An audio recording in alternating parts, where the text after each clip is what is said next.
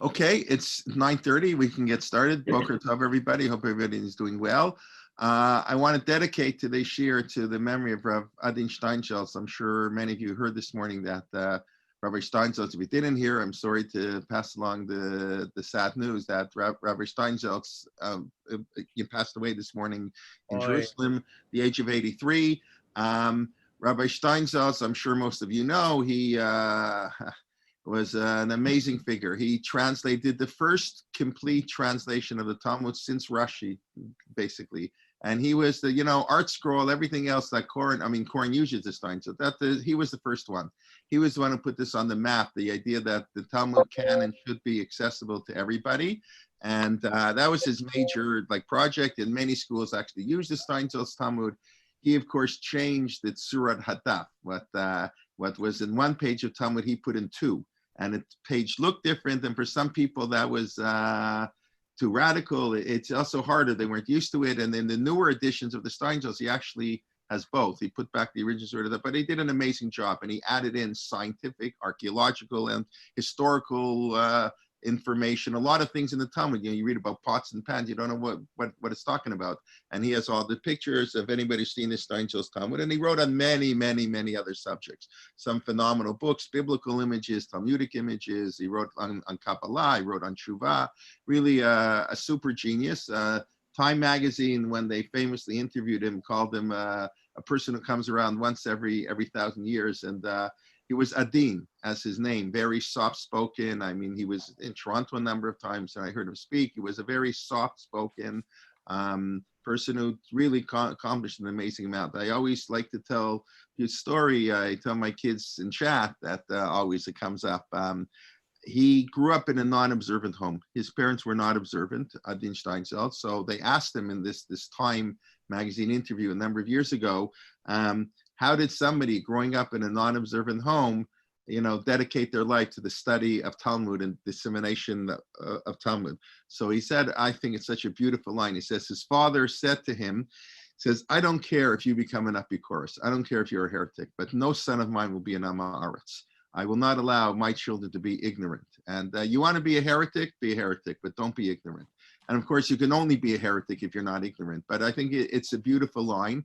And unfortunately, today, a problem in Judaism is not heresy, not that people reject Judaism.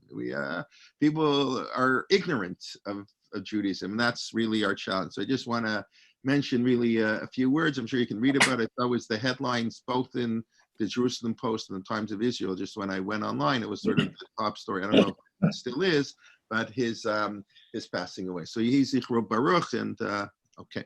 All right.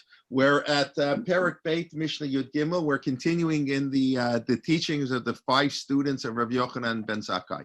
Remember this Pirkei Avot, of course, we mentioned a number of times, is sort of the historical development of our tradition, beginning Moshe Kibel Torah Sinai, to the Anshe Knesset Agdola, and then the 5 pairs of Zugot, the sort of in the time of the Chashmonaim and the Greeks, and the pre-Tannaitic, pre-Mishnaic period, then the 6 generations of the Tanaim, up to Rabbi Yehuda HaNasi. That gets us to the year 220, and that's what Pirkei Avot, that's the first chapter and a half. And then we mentioned, we go back to Hillel, sort of the founding, Nasi, and then we do a Hillel student with Rav Yochanan ben Zakkai, and now we're doing the 5 students of Rav Yochanan ben Zakkai. And then when we finish this, maybe today, and the 3rd parak will begin with the Kavya ben Mahala, then we sort of leave that whole system apart. Then there's nothing to do with the historical development of our Masorah. It's just teachings, I don't say random rabbis, but it's no longer historical development. So we're into Rabbi Shimon Amar. So 2 weeks ago, or last class we missed last week, we talked about the importance of being careful with other people's money, and to learn. Learning is not an inheritance. The Talmud says that generally the children of Torah scholars are not Torah scholars. To teach us that Torah is not an inheritance, you have to work hard. We discussed maybe in our generations, and sometimes it's a little bit different. That's not a positive thing. In other words, it's good that children also learn, but Torah is meant to be much more egalitarian and democratic. We don't want dynasties, so to speak, which is what the Gemara says. That's why children of great Torah scholars often are ignorant. We mentioned, I think, unfortunately, talking about heresy and ignorance at the turn of the century. every great rabbinic family, almost everyone. I think the only exception, Mark Shapiro told me, the only exception was the Soloveitchik family. Rav Chaim Soloveitchik, that all the kids remained observant. In every family of the greatest of the great Torah scholars, they had children who became non-observant. That was the way of the world. Okay, let's continue. Rabbi Shimon Omer, Havizahir b'kriyat Shema u'b'tfilah. So now he's going to go back to the ritual side. Be careful when you are in Kriyat Shema, which of course last week we read Vatchanan, the first paragraph of Shema, and tomorrow read the second paragraph of Shema, and on Sunday, Jonathan Ziering will be starting a 3-part series on Kriyat Shema, 11 a.m., just the next 3 Sundays, just to put in a little plug. He's wonderful. Havizar b'kriyat Shema u'b'tfilah. Be careful in the saying of Shema and Tefillah. So first, why? Okay, Shata mitpalel, and when you pray, al tas tefillatcha keva. Don't make your prayer permanent. Ela rachamim v'tachnunim. It should be mercy and pleading lifnei hamakom baruch hu, before the blessed one, hamakom baruch hu. So first of all, the first thing, if you have to tell somebody to be careful about something, that means because they're not so careful. In other words, you only warn, it's an interesting heavy zahir. In other words, normally says, do this, do that. Heavy zahir has a language of be very concerned, be very cautious, because the prayer is very hard. Shema is very hard. Now, when somebody says be careful in Shema, he doesn't just mean to say the word Shema Yisrael, Hashem Elokeinu, Hashem Echad. It means the concept of the acceptance of the yoke of heaven. Shema is, we accept the yoke of heaven. The truth of the matter, a lot of people find this, are not aware of this, but in the Talmud itself, there's a debate whether we have to say Shema every day. We are so used to it that's our basic, affirmation of our faith. When we go to bed, when we wake up, it's morning and evening, and then we say it in Kedusha, we say Kriyat Shema Lamita, and we have to say Shema. But according to some opinions in the Talmud, the idea that and you hear it, it's talking about the mitzvah of Talmud Torah. You should teach your children and speak in the words of Torah. When you're home, when you get up and you go to bed. So the Talmud says you don't have to say Shema. You have to learn. You have to learn every day. It's a rabbinic obligation to say Shema. I think we generally accept the opinion that it's a biblical obligation to say Shema, but that's an interesting thing, that whether the Shema itself is actually a biblical obligation is a debate.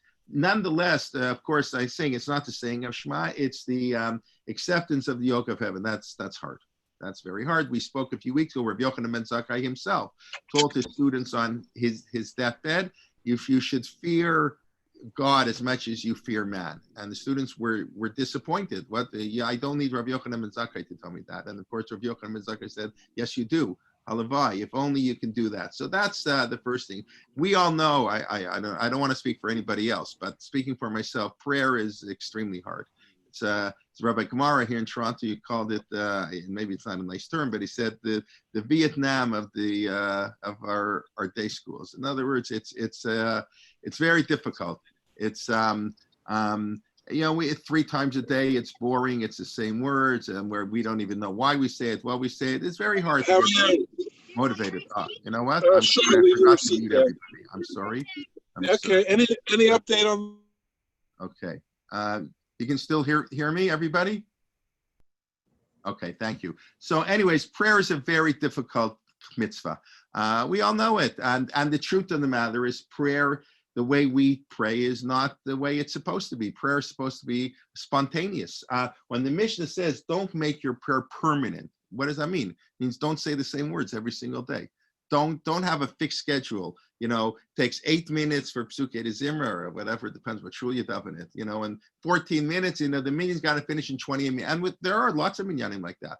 The early minyan, people, they daven at 6:30, got to be finished before 7 because people have to go to work. So there's something very beautiful about that people take the time out. That's the famous story. The guy is putting oil on his wheels on his wagon, for the horse and the buggy. And he's davening. He's putting on his tefillin. He has his tefillin on, and he's davening, putting on. And the guy says, "Hey, How terrible, can't he concentrate on davening? And Rabbi Yitzchak Berditchev says, what an amazing Jew. Even when he oils his wheels, he davens. So it depends how you look at it. But davening was not meant, we've discussed this, davening was meant to be spontaneous from the heart. The Rambam says you daven once a day, whenever you want, whatever you want, however you want. Doesn't really matter. You have to say a little bit of praise. You have to ask God for something, give thanksgiving. Shevach Bakasha Hoda, the 3 parts of the Shmon Esrei. But what you say and how and when doesn't matter. But the problem is that doesn't work on a communal level. People wouldn't know what to say. It can't work communally. But so in a funny way, the fact that we have a Sidur, which means a Seder in order, is sort of, it makes prayer more difficult, which is why the sages maintained the Shmon Esrei as silent. In other words, of course, everything we do up to Shmon Esrei is not really prayer. When the Talmud talks about prayer, it means only Shmon Esrei. Shema is not a prayer.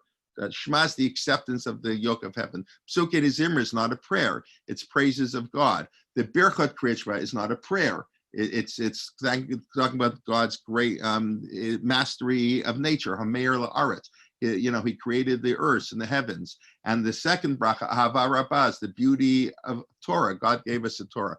Prayer is only Shmon Esrei. And the rabbis insisted that Shmon Esrei be said silently, so people can really add in their own things. The Shmon Esrei is a guide, health and wealth and wisdom, so we can add in our own personal prayers. And then the Chazan repeats it initially because people didn't know how to daven. People didn't have a siddur. There weren't any printing presses.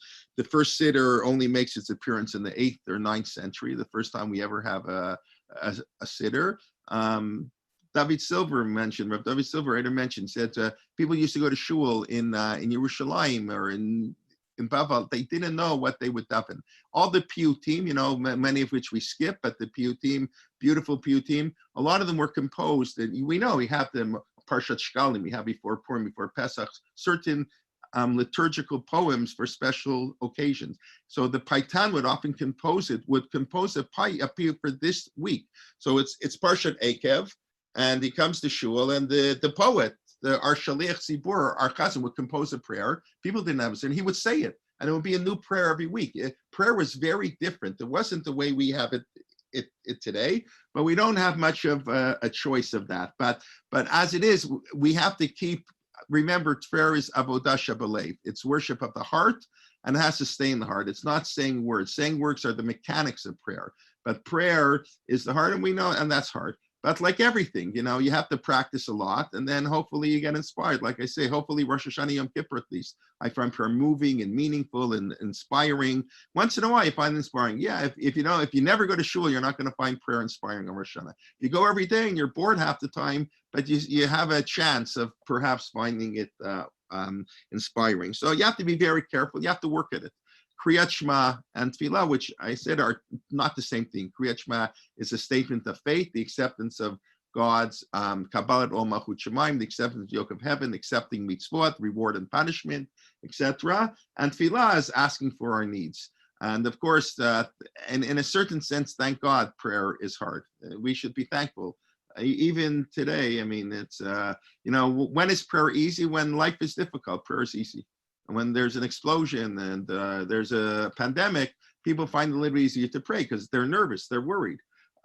So we should be thankful that we find prayer hard, because prayer, as the Ramban mentions famously, is stems only. You only have to pray in a time of need, right? The Rambam says you have to pray every day. Avodah shebalev, avadat Hashem b'chol levavchem, worship God with your heart.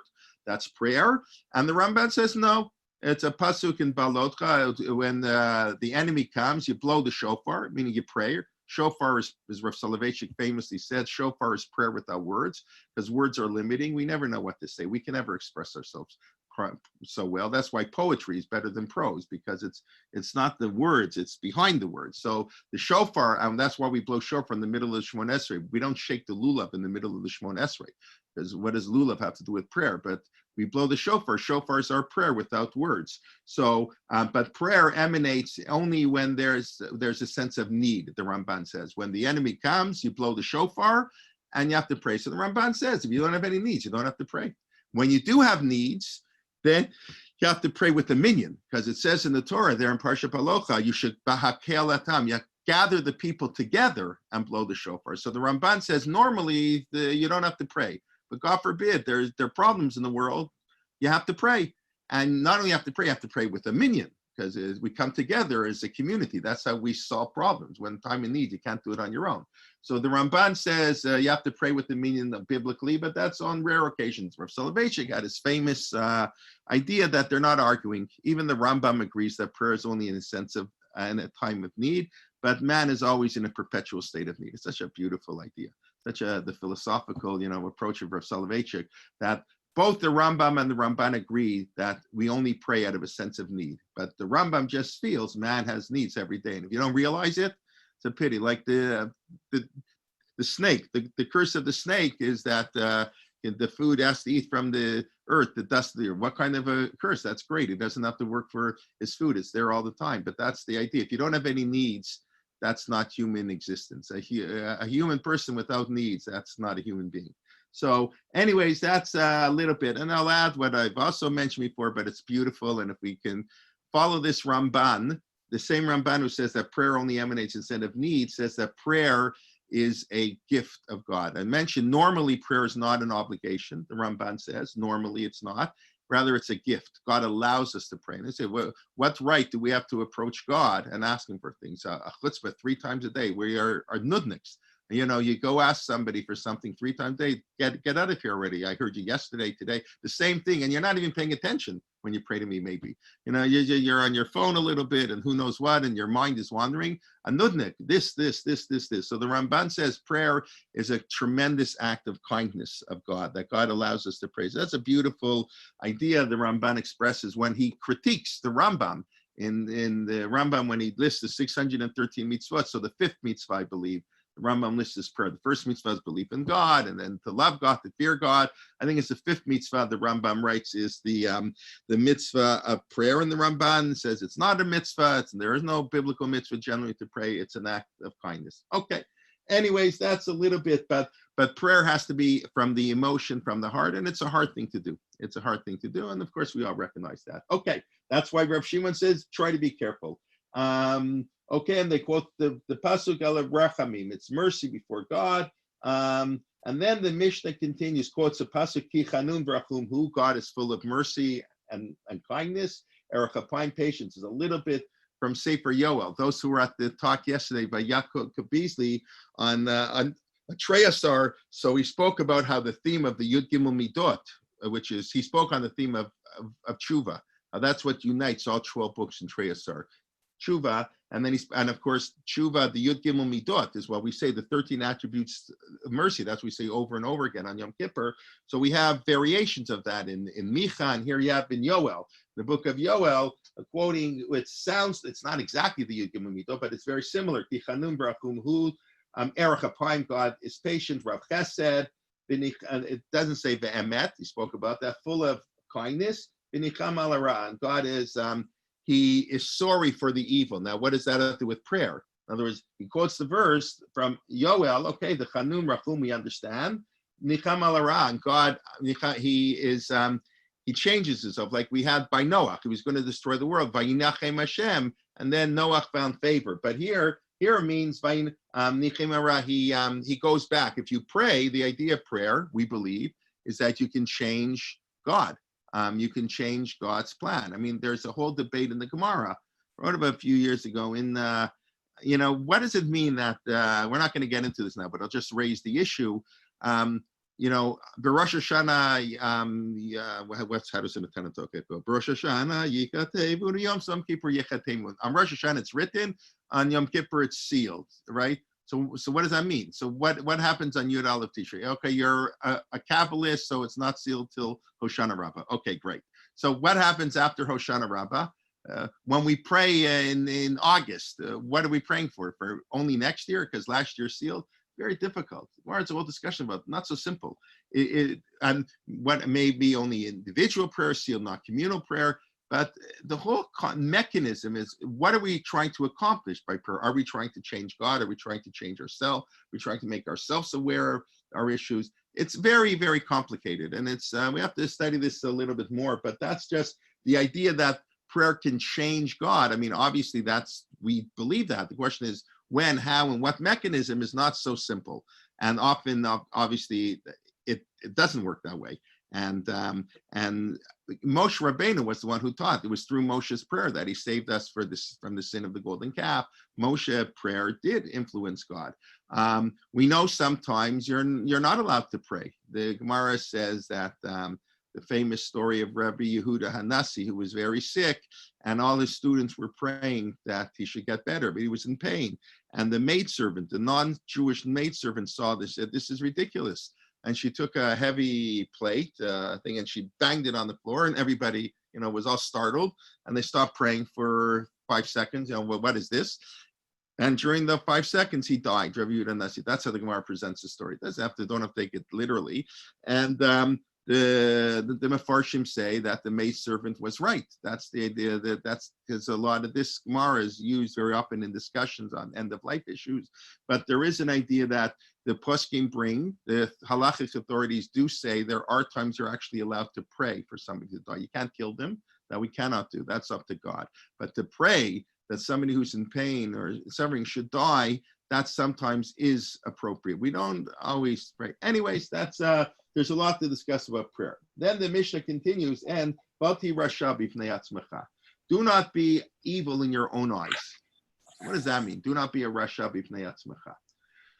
So the Rambam explains, don't view yourself as a Rasha. We know that if a person thinks lowly of himself, he's not going to accomplish much. In other words, you have to wear great, Judaism has that ability sometimes, especially you learn Pirkei Avot, you're doing this wrong and that wrong. Yeah, we don't pray properly. Yeah, that's fine. But our rabbis knew that. So sometimes there's a feeling we're worthless, like it's all hopeless.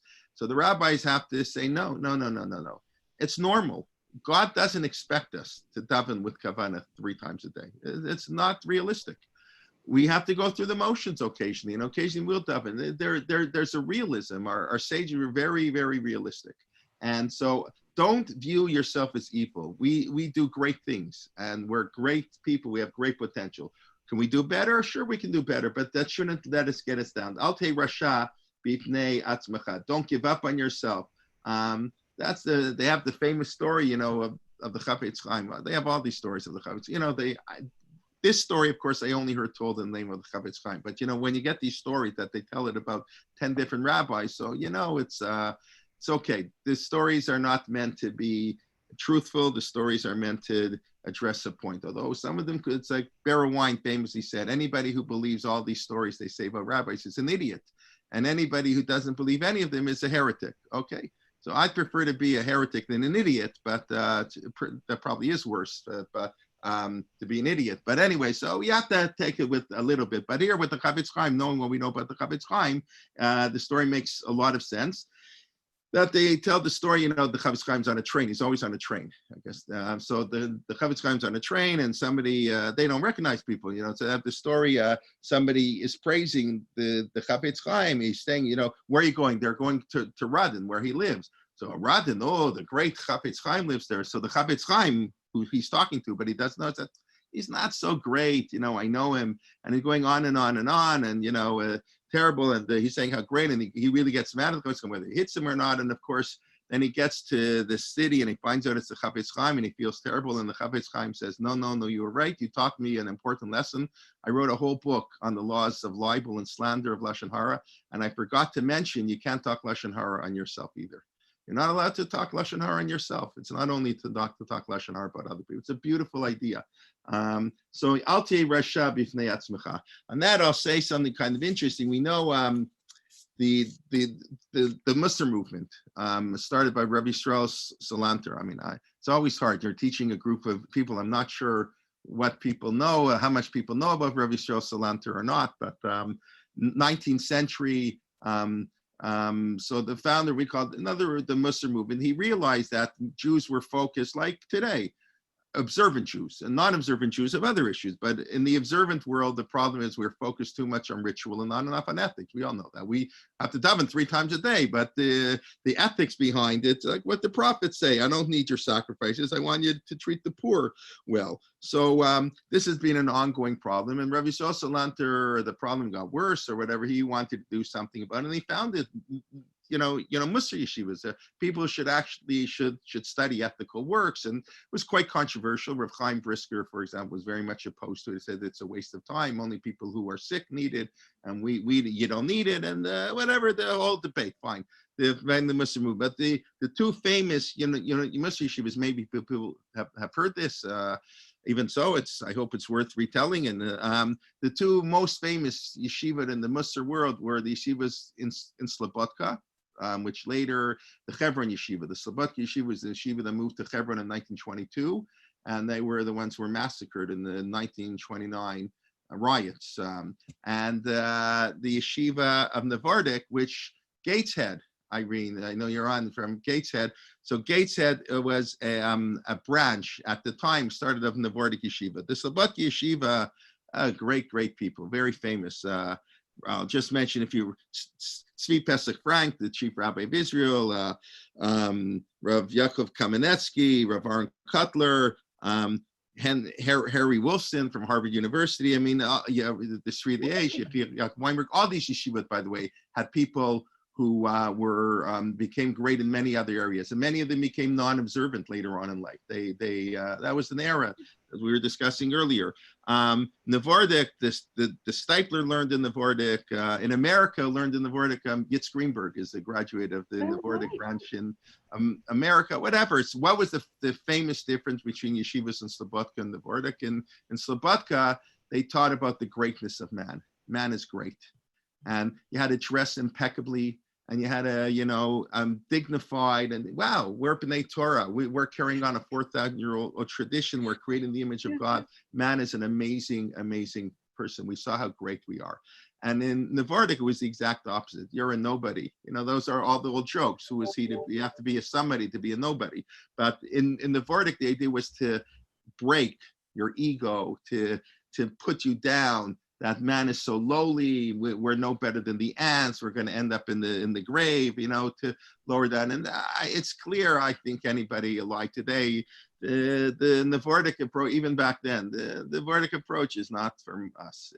We need a Slobodka approach. Man is great, and we can do better, but man is wonderful. And to talk about the greatness of man, especially those who are in education, if you're dealing with teenagers, maybe it worked at some time, but it sure doesn't work today to tell people how terrible they are. It just doesn't work. And anyway, so that's Alte Rasha Bifnei Atzmacha. By the way, the Bartanura fascinatingly said, do not be evil. What does that mean? Do not separate from our community. Because you want to do good, you need to be part of a community. Good, just like evil doesn't exist in a vacuum, good doesn't exist in a vacuum. And the way to improve yourself is to join a community of like-minded people who want to improve the world. So he doesn't say it the way we view ourselves, he puts it into action. Alte Rasha Bifnei Atzmacha means do not separate yourself from our community. Okay, that's Mishnah Yud Gimel. Let's go to Mishnah Yud Dalet. Rabbi Elazar Omer. Remember, these are the 5 students of Rabbi Yochanan ben Zakkai. We're now at the 5th of the 5 students, each one of the 5 students giving their teaching. So this is Rabbi Elazar ben Arach, who, according to one opinion, outweighed all the other rabbis. You put him on one side of the scale and the rest of the world on the other side. Rabbi Elazar ben Arach, he was the Mayan HaMitgaber. He was a overflowing well, always new insights, new ideas, always, an overflowing well that never ceases to give fresh water. So Rabbi Elazar says, "Hevi shakud lilmod Torah." The word shakud, I checked in 3 sidurim how they would translate. They all translate diligent. Be diligent in the study of Torah. We'll get to that in a second. Dam alahashiv apricorus, talking about know how to refute, know how to answer an apricorus. Know before whom you work. The nemanu b'malachtecha, and the boss, this God, the boss here in charge of the work, he's faithful. He's going to pay you. You're working for the boss upstairs, and he's going to pay you. So let's take this apart a little bit. Okay, first thing is heavy shakud limot Torah. So the connection, you have to learn Torah well enough that you know how to answer an apricorus. In other words, we have to be able to defend Torah. So it's very fast. You have to defend Torah, and you have to know, well, how do you do that? So it's very interesting. The Tiferet Yisrael, in his commentary, 19th century, we quote him a lot, says, I'll just say he has three ideas. What do I mean? Be diligent in learning of Torah. So he says, number one, the most important thing is review. And it's very hard to say that. People really don't like that, but it's so true. The most important part of learning is review.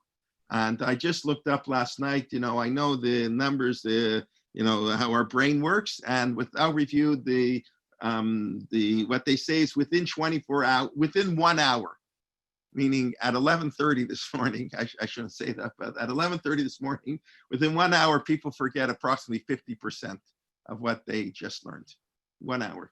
Within 24 hours, about 70%, and within a week, 90%. Okay, that's not bad. A week later, you remembered 10% of what you learned. So, and the only way to stop, this is in science, whether it's 86% or 91%, but all the numbers are pretty much the same. Unless you review, you have to review, but people don't like to review. People always like to have fresh and new things. And, so it's good speaker, whatever. You have to come back to similar things, and it's okay to say the same things over. And our rabbis say it's not the same thing to review 100 times or 101 times. It's a beautiful expression. Matter of fact, in the copy of the Mishnah, I love to use in the Mishnah Stura that they have, that has the Mishnah so beautifully aligned, not really with commentary, but the sentence structure broken up and bold and interesting. So that's what they have at the beginning. They have a whole chart here. You have to list off, you have to mark off the 101 times you reviewed the Mishnah, and it says what the difference between a tzaddik, an oved Elohim, and a tzaddik. And the Gemara says they're both like tzaddikim, but you cannot compare somebody who reviews something 100 times to somebody who reviews something 101 times. Now that's pretty wild.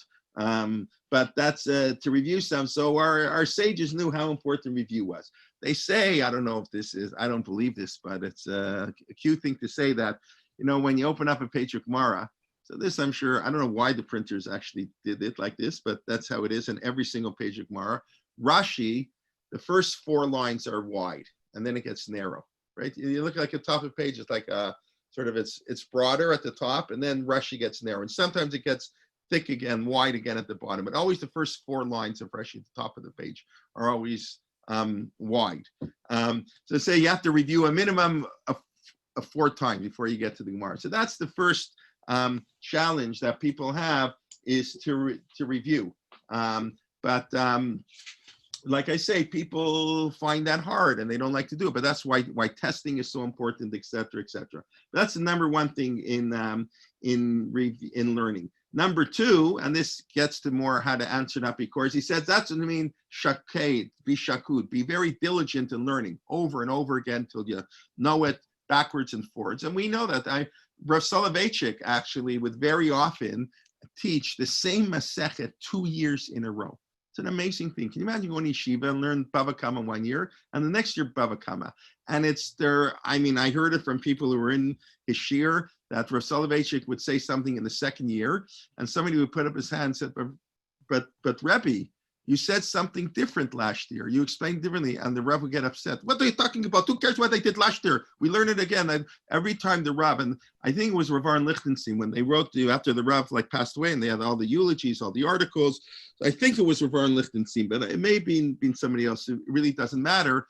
Who wrote that the greatness of the Rav, he said, which really no other Rosh Yeshiva did. Most Rosh Yeshivas are, unfortunately, have to be fundraisers. This says most people, they don't have energy. They do their learning. By the time they're 20, they know Shas backwards and forwards. These are brilliant people. They know things, and 20, 30 years old. And after 30, they barely learn. They review, they say the same insights over again. It's very hard. He says, Rav Soloveitchik, every single time you learn, it's as if he was learning it for the first time in his life. With the review was not just a review, it was to learn it again from start. That's even harder.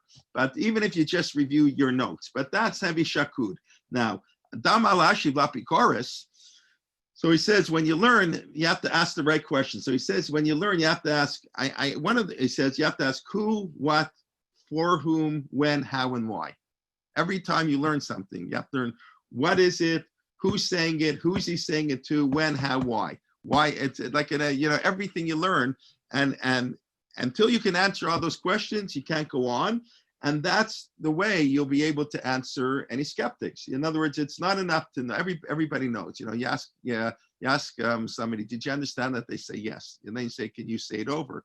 Oh no, I can't really explain it, but I understand. So we all know, all the adults know that if you can't explain it, you don't understand it. That you may understand a little bit, but if you can't say it over, you haven't learned it. That's why it's so important that and again in yeshiva, kids have to give presentations of what they learn. That's the way you get to learn, but you always have to ask questions. So that's Damal Ashiv Lapikorus, and we have to engage the apricorus, right? Often the questions of the apricorus are good questions, like what we started at the beginning with Adin Stein. So it's okay to be an apricorus. It's being not okay, but being an amaretz, that is the real problem. But very often the apicorsim are because nobody answered their questions, and that's what the Tiferet show. By the way, I don't know how much he was influenced. He lived in the middle of the 1800s. So then that was the beginning where Jews were leaving religion in droves. But so you have to ask the right question. You can't have your hands inside. The Maritz Chayitz, also living in the 1800s, printed in the back of the Gemara, but Tzvi Chayutz, or in English, I think they pronounce it, Chazes, Chajes. They've translated some of his works into English. So he has a whole attack on the Reform movement, the whole discussion on the Reform movement. And he says a lot of it is the rabbis were asleep at the wheel. In other words, they didn't know how to respond to the questions of the day. And so people left observance. Okay. So it's very important that we don't, when people just belittle people who are non-observant or they're wrong. First of all, it's wrong. It's just the wrong thing to do. But B, it's not effective at all.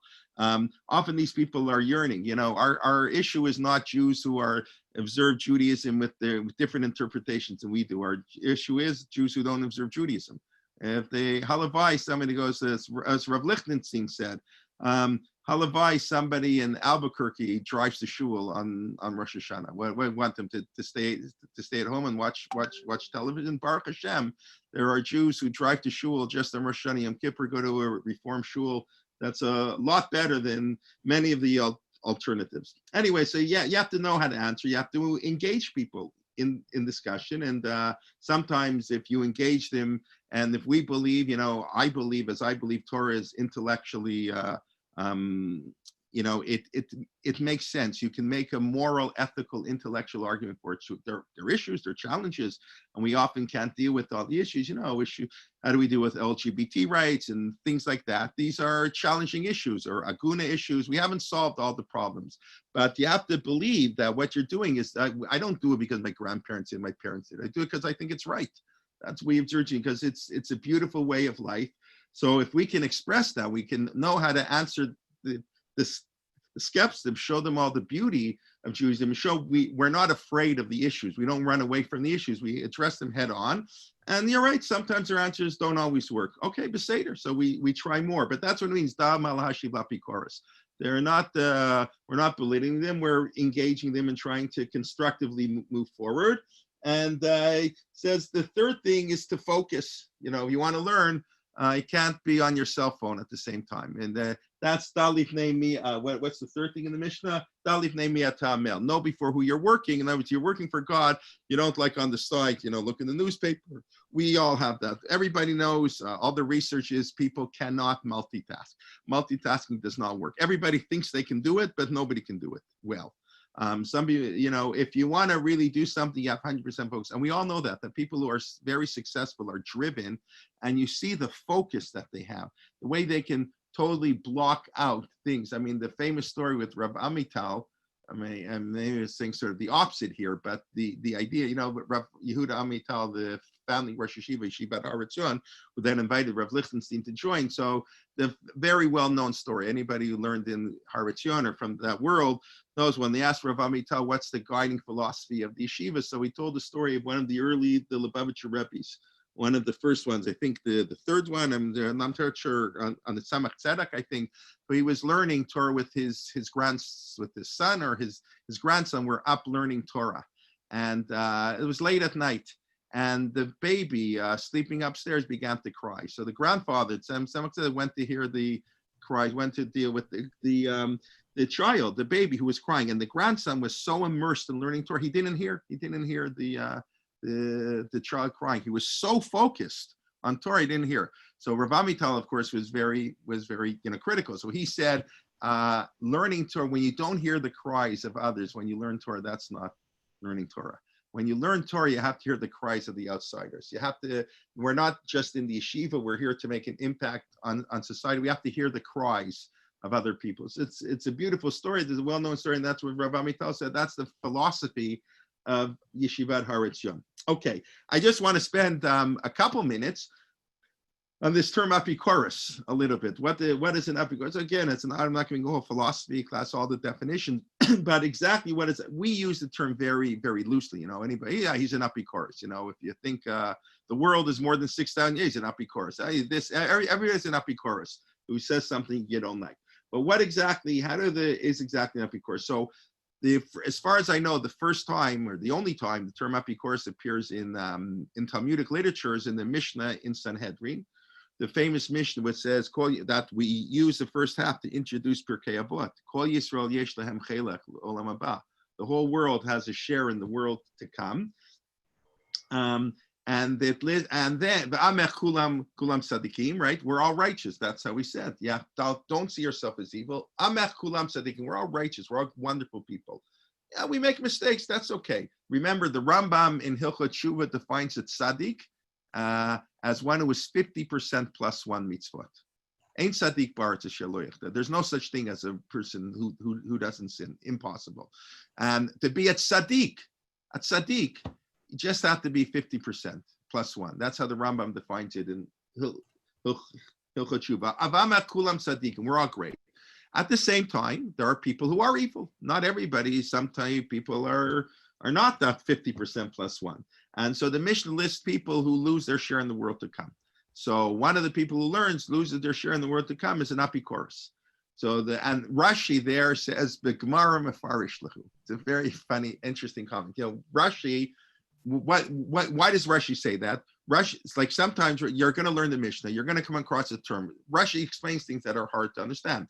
And when people are learning it, they're not going to know what it means. So that's what Rashi's there for, to explain to you what the words of the Gemara mean. So it comes to apricorus, so you don't know what it means. Well, what's an apricorus? I mean, we use the term loosely, but a real Torah scholar, he's learning Torah. He doesn't know what's an apricorus. I never heard of the term. It's a Greek term, as we'll see, right? Never heard of it. So Rashi, instead of explaining it, sometimes he said, don't worry about it.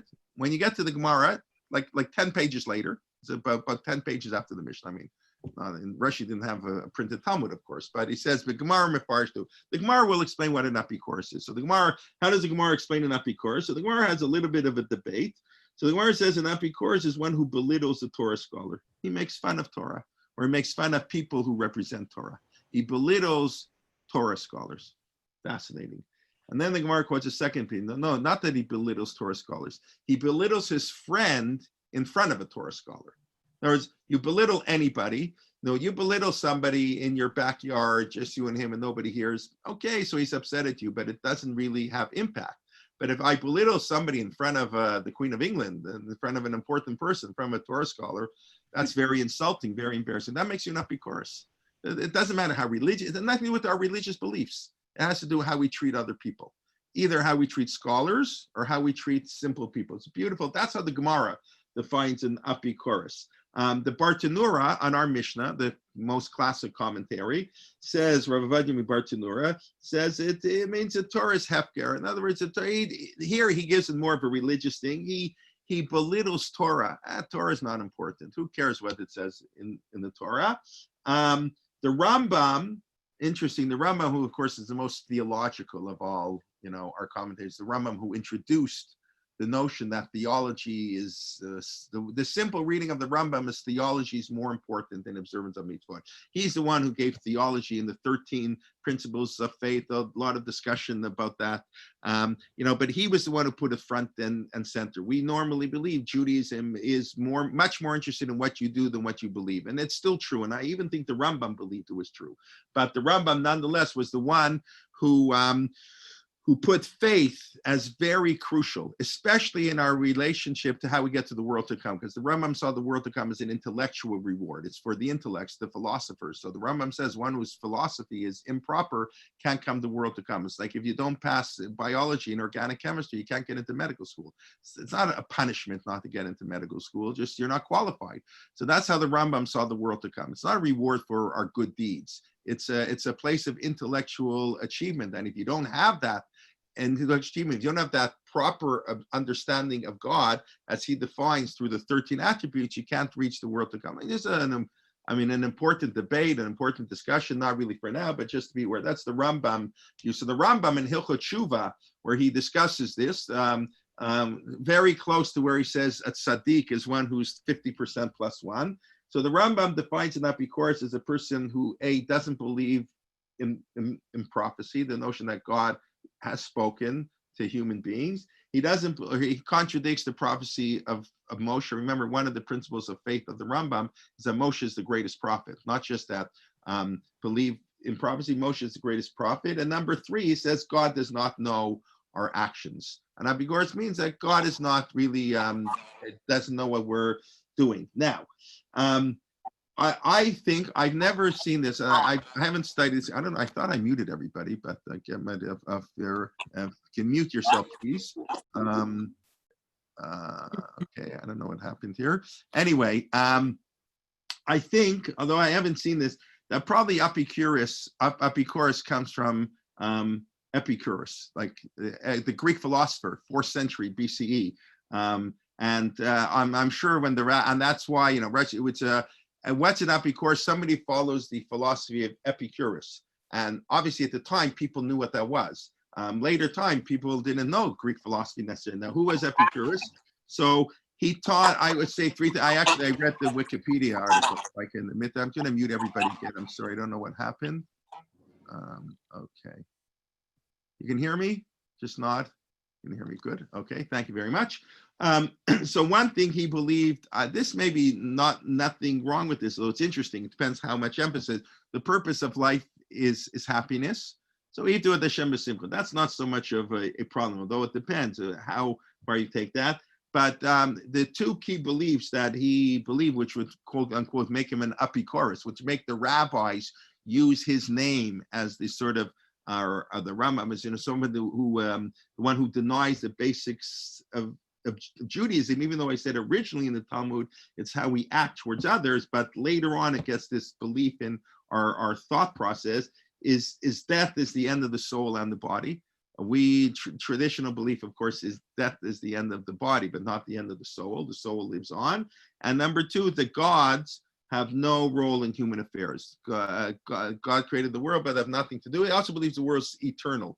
But that was a common Greek belief. And the Rambam himself says, if he was convinced that the world was eternal, he would reinterpret Bereshit bara Elohim. That's a famous Rambam. And the guy writes that, he was a great rationalist, the Rambam. And if he believed that the world was eternal, it says God created the world. No, so he can interpret a metaphor. We don't interpret the Torah literally.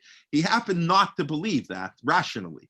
He didn't believe the world was eternal, so he had no reason to reinterpret Bereshit, but he would have been willing to do something like that. But anyways, that's but the idea that God has no role in human affairs and the end of the body and soul, so he became the symbol of what it means to be a non-believer. Okay, that's a little bit to what an apricorus is. We have to answer apricorus. We have to engage. We have to know our Torah so well. Why? What? I like as the Tiferet Yisrael say, not just how and what and when and where, but why. And that's there were some who opposed that whole endeavor. But the thrust of Jewish tradition is that it's very important to know why we do mitzvah. Even though the Torah doesn't tell us, we have to find reason. And I think one of the reasons the Torah doesn't tell us is because everybody has their own personal reasons. In other words, and in different generations, different mitzvot take on different meanings. We discussed, I think a lot, I don't know if I discussed in the Pirkei Avot here. If I did, you can interrupt me, write me a note, whatever. But the famous comment of the Meshech Chochmah, Rav Meir Simcha of Devinsk, who passed away in 1926, that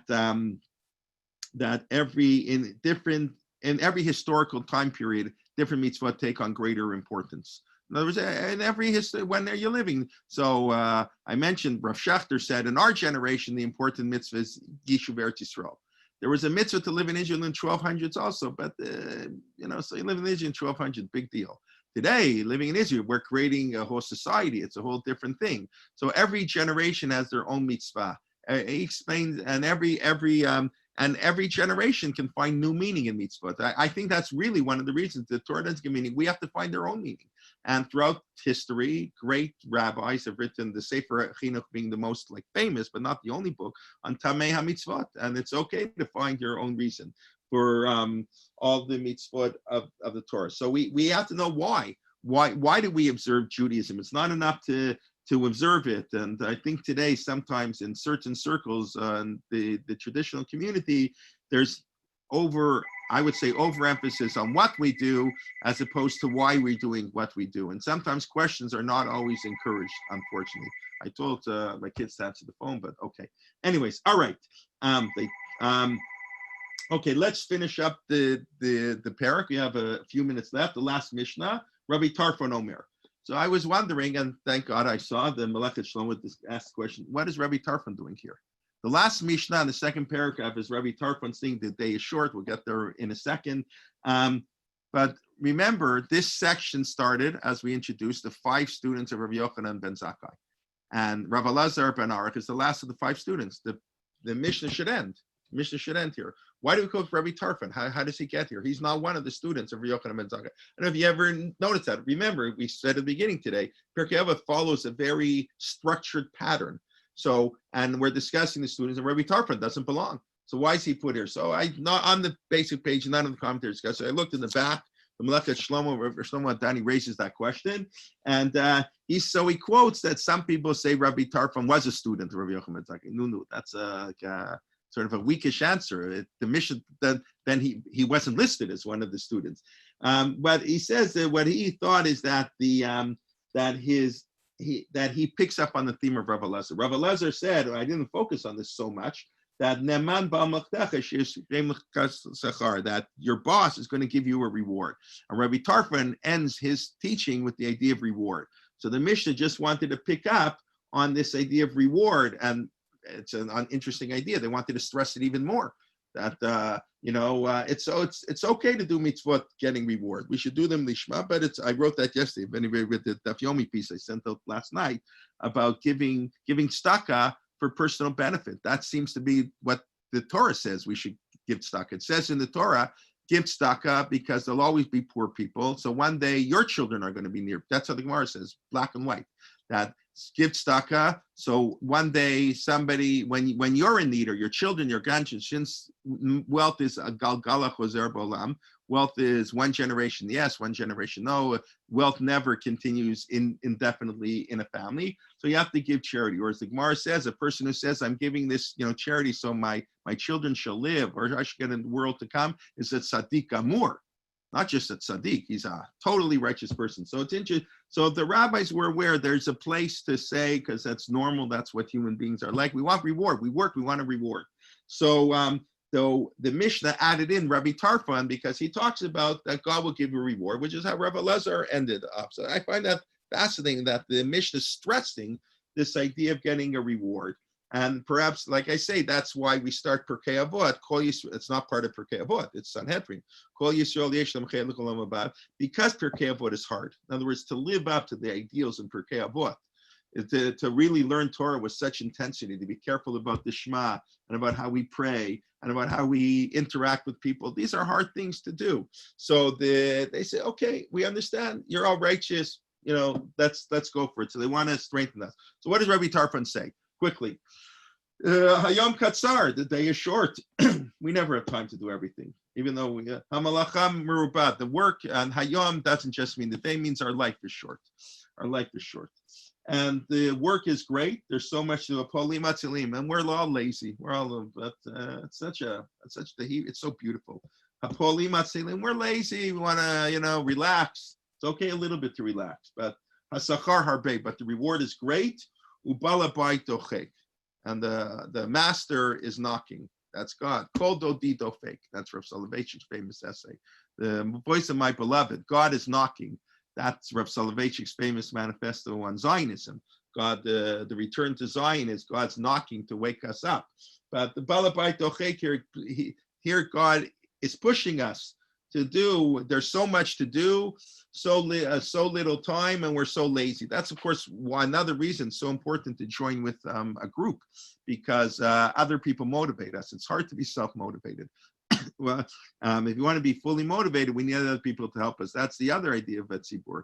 Huaya Omer, the last mishna in the Perek, famous Lo Alecha Machaling Mor. It's I think anybody went to camp, knows the song. I think Lo Alecha Machaling Mor. Okay, I won't sing anymore. But you're not free to exempt. So this is a very important point. You're not going to finish the work. That's okay. That's a famous story. Why do you plant trees? We plant trees, even though my grandfather planted for me, I plant for my grandchildren. The idea is very often people don't want to start a project if they can't finish it. I'll say, I remember when I was in yeshiva in Israel many years ago, when I was after high school, I read an article on Hanukkah time.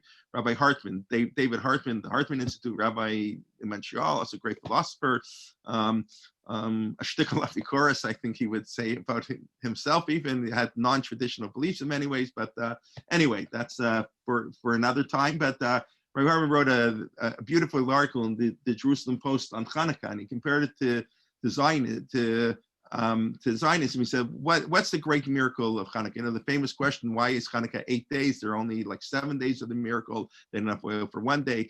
So he explains the great miracle was that they lit the oil on the first day. What was the purpose of lighting the oil? There wasn't going to be any oil tomorrow night.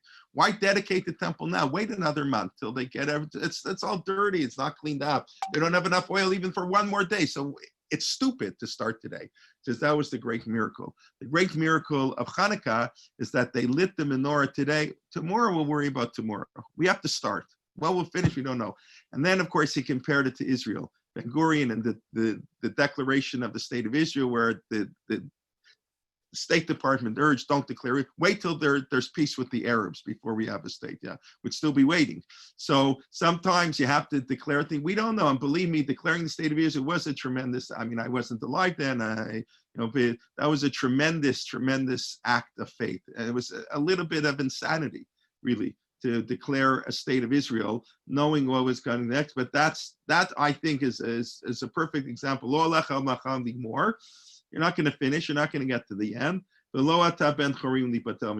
you're not free to do what you can do now. Just start it. Other people will finish. Even lamadata Torah harbe. If you learned a lot of Torah, you get a great reward. This is the idea. This is why they're explaining. Continuing on, Rabbi Lazar, I roar. The Balmalachtech is believed. It's the same language. He's believed that he will give you schar pulotecha v'dam matan schara shel tzadikim la'atid lavo. But the great reward, the most of the reward, is in the world to come. We know that, and it has to be that way. If everybody got rewarded for what we did here and everybody got punished, it would take away our free choice, because if every time you ate non-kosher food you got sick, you wouldn't eat non-kosher food. Anytime you drove a car on Shabbos, you got into an accident, you wouldn't drive.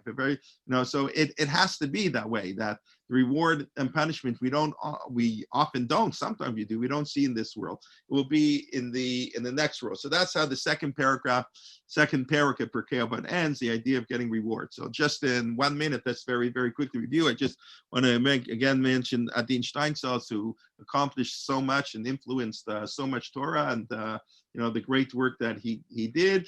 And then we discussed the idea of being careful in Shema and Tefillah, and the difference between Shema, affirmation of faith, and prayer comes from the heart, and is prayer an actual obligation and maybe only in a time of need, and how prayer should be spontaneous, but we need to sit here, otherwise we wouldn't know what to do, not looking down upon ourselves, viewing ourselves as good, being a Rasha, despite whatever the debate in Novordik and Slobodka was, being part of a community, stressing the idea of learning. You have to learn a lot, review a lot. You have to know enough to respond to an apricorus. We gave you definition what exactly is an apricorus. We use the term very loosely. We have to focus. We have to ask the right questions.